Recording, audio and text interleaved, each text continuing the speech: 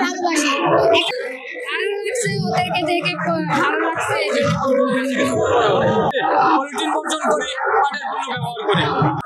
আসলে এটা আইডিয়া হচ্ছে মানে এটা শ্রমিক আন্দোলন মালিক ভাইয়ের এবং আমাদের সবাই একত্রিতভাবে আসলে এটা সবাই করে না, কিন্তু এটা আমরা করে দেখাচ্ছি মানুষকে, জনগণকে দেখাচ্ছি যে আপনারা করতে পারবেন, ভালো লাগবে, একটু করে দেখেন, মডার্ন লাগবে, আনকমন লাগবে, সবার কাছ থেকে ভিন্ন লাগবে।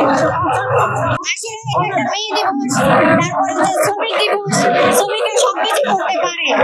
এখানে হচ্ছে শ্রমিক আন্দোলন, শ্রমিকদের ন্যায্য দাবি আদায় করার জন্য। তাহলে আমরা তো শ্রমিক, আমরা তো কৃষক, আমরা তো সাধারণ জনগণ, তাহলে আমাদের কাছে ন্যায্য দাবি পূরণ হবে না বলেন?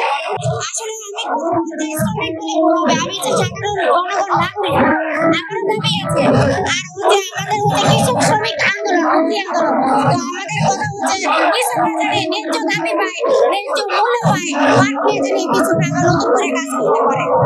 আচ্ছা, আপু একটা মূল্যবান কথা হচ্ছে যে মেয়েরা তো সুতি শাড়ি পরে অভ্যস্ত, কেন মেয়েরা কি প্যান্ট শার্ট পরে না? মেয়েরা প্যান্ট শার্ট পরে, জিন্সের স্কার্ট পরে, এগুলো হচ্ছে মডার্ন।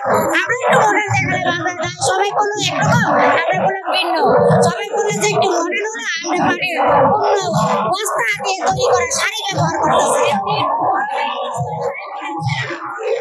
আসলে গরম লাগে, গরম লাগবে না করে ভুল হবে, কিন্তু আমার কাছে ভালো লাগে, কারণ আমি পাটকে ভালোবাসি। একটা কথা আছে না, আমার সোনার বাংলা আমি কি ভুলতে পারি?